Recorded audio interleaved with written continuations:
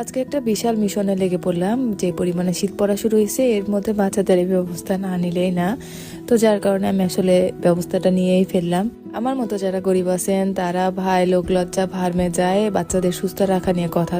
যদিও আমি আমার বাচ্চাদের হিটার দিয়ে রাখি সবসময়, তারপরও ওদের একটা নতুন কিছু দেওয়ার জন্য এই গরিবী ব্যবস্থাটা নিয়ে ফেললাম। আর বিড়ালের যে ঘর পাওয়া যায় ওগুলোর অনেক দাম। আর আমার যে যতগুলো বিড়াল, আমি আসলে কাকে ঘর কিনে দিব, কয়টা কিনে দিব আমার শেষ নেই। যার কারণে আমি সস্তায় একটু ব্যবস্থা নেওয়া শুরু করলাম। তো আমি আমার বাসায় অনেক এরকম কার্টুন আছে অনেক।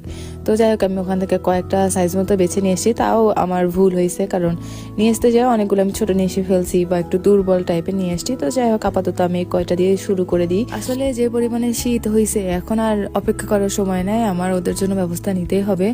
আর এই জিনিসটা আমি গত বছর শীতেও করে দিয়েছিলাম, যার কারণে আমার বিড়ালের এটা বেশ পছন্দ করে। তো এইবারও আমি চেষ্টা করলাম যে আবারও ওদের জন্য বানাই দিই, কারণ আগের বছর আমার তো যতটুকু বিড়াল ছিল তাদের জন্য আমি সস্তা গরিবী ব্যবস্থা করছি। এবার তো আমার বিড়াল সংখ্যাই বেশি, তো যার কারণে আমি আসলে ওরা এটা পছন্দ করে। আর আমার আসলে অতগুলা বিড়ালের ঘর কিনে দেওয়া পসিবল না, কারণ আমার বিড়াল অনেক। আর বিড়ালের ঘরগুলোর দাম অনেক হয়, অনেকেরই সাধ্যের বাইরে। তাই আমি একটা হোমমেড ব্যবস্থা নিয়ে আসলাম। আমি প্রথমে কার্টনগুলো সেট করে নিচ্ছিলাম যাতে সুন্দর করে সেট হয়, আর ফিক্সড করে নিচ্ছিলাম। ফিক্সড করে নেওয়ার পর যেখানে যেখানে এই কার্টনটা আমার আনতে মিস্টেক হয়েছে, আমি খোলার পর দেখতেছি কর্নার একটু ছেঁড়া, যার কারণে আমি কর্নার ধরে ধরে সুন্দর করে স্ট্যাপলার করে নিচ্ছিলাম, কারণ আবার নিচে যেয়ে নিয়ে আসা। তো সেই হিসাবে আমি আগে কর্নার স্ট্যাপলার করে দিলাম। আর ওরা তো এটার উপরে বসবে না, এটার ভিতরে যাবে। আর তারপরে আমি গেঞ্জিটা পরাই নিলাম, আর এই গেঞ্জির গলা বরাবর আমি গোল করে কেটে নিচ্ছিলাম। আসলে কেচি দিয়ে এই কার্টুনগুলো কাটা খুবই কষ্টকর, যার কারণে আমি আগে কেচিতে ফুটা করে নিলাম। তারপরে ওই একটা গোল রাউন্ড হয়ে গেল, একটা শেপ হইলো। তারপরে আমি আস্তে আস্তে করে একটু একটু করে কেটে দিলাম।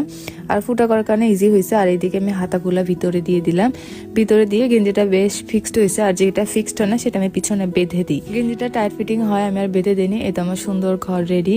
আর এখানে ঘর বানাইতে বানাইতে এরা খুব পছন্দ করে। এর মধ্যে চকবিন উঠে বসে আছে, ও আর বেরি হচ্ছে না। আর এই তো আমি একটু উঠে গেছি, আমার বাচ্চা কাচ্চা এগুলা সব ধ্বংস করতেছে, কে কি করতেছে তার ঠিক ঠিকানা নাই।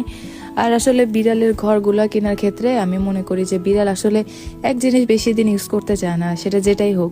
এখন খাবার থেকে শুরু করে খেলনা বা নতুন আপনি যেটা